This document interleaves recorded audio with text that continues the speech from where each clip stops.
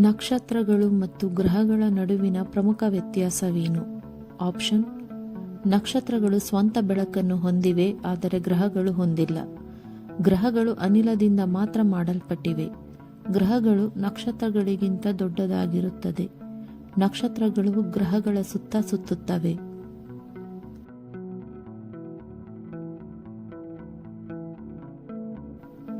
ಉತ್ತರ: ನಕ್ಷತ್ರಗಳು ಸ್ವಂತ ಬೆಳಕನ್ನು ಹೊಂದಿವೆ, ಆದರೆ ಗ್ರಹಗಳು ಹೊಂದಿಲ್ಲ. ನಕ್ಷತ್ರಗಳು ಮತ್ತು ಗ್ರಹಗಳ ನಡುವಿನ ಪ್ರಮುಖ ವ್ಯತ್ಯಾಸವೇನು? ಆಪ್ಷನ್: ನಕ್ಷತ್ರಗಳು ಸ್ವಂತ ಬೆಳಕನ್ನು ಹೊಂದಿವೆ, ಆದರೆ ಗ್ರಹಗಳು ಹೊಂದಿಲ್ಲ. ಗ್ರಹಗಳು ಅನಿಲದಿಂದ ಮಾತ್ರ ಮಾಡಲ್ಪಟ್ಟಿವೆ. ಗ್ರಹಗಳು ನಕ್ಷತ್ರಗಳಿಗಿಂತ ದೊಡ್ಡದಾಗಿರುತ್ತದೆ. ನಕ್ಷತ್ರಗಳು ಗ್ರಹಗಳ ಸುತ್ತ ಸುತ್ತುತ್ತವೆ.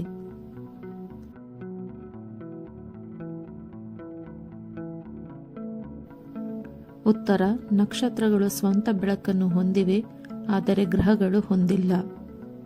ನಕ್ಷತ್ರಗಳು ಪರಮಾಣು ಸಂಲಯನದ ಮೂಲಕ ತಮ್ಮದೇ ಆದ ಶಕ್ತಿ ಮತ್ತು ಬೆಳಕನ್ನು ಉತ್ಪಾದಿಸುತ್ತವೆ, ಆದರೆ ಗ್ರಹಗಳು ನಕ್ಷತ್ರದ ಬೆಳಕನ್ನು ಪ್ರತಿಫಲಿಸುತ್ತವೆ. ಆಕಾಶದಲ್ಲಿ ನಕ್ಷತ್ರಗಳು ಮಿನುಗುತ್ತವೆ, ಆದರೆ ಗ್ರಹಗಳು ಮಿನುಗುವುದಿಲ್ಲ.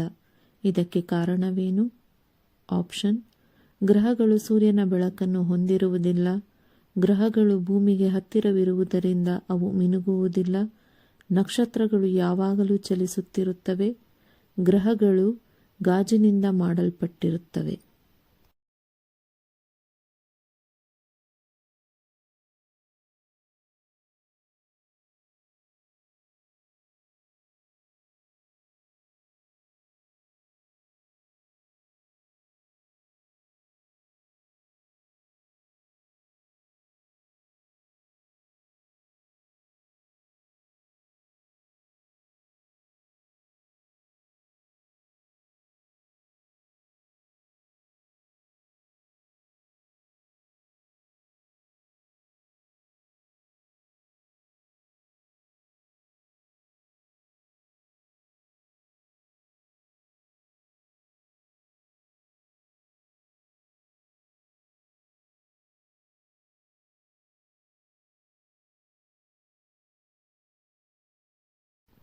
ಆಕಾಶದಲ್ಲಿ ನಕ್ಷತ್ರಗಳು ಮಿನುಗುತ್ತವೆ, ಆದರೆ ಗ್ರಹಗಳು ಮಿನುಗುವುದಿಲ್ಲ.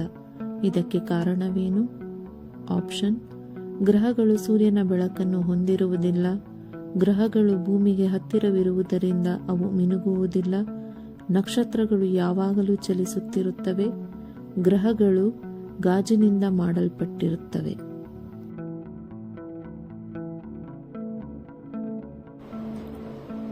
ಗ್ರಹಗಳು ಭೂಮಿಗೆ ಹತ್ತಿರ ಇರುವುದರಿಂದ ಅವು ಮಿನುಗುವುದಿಲ್ಲ.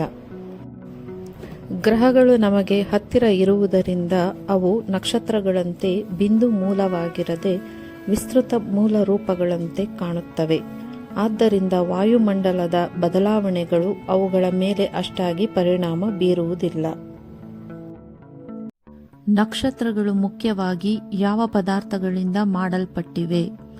ಆಪ್ಷನ್: ನೀರು ಮತ್ತು ಮಂಜುಗೆಡ್ಡೆ, ಶಿಲೆ ಮತ್ತು ಮಣ್ಣು, ಹೈಡ್ರೋಜನ್ ಮತ್ತು ಹೀಲಿಯಂ ಅನಿಲಗಳು, ಕೇವಲ ಆಮ್ಲಜನಕ.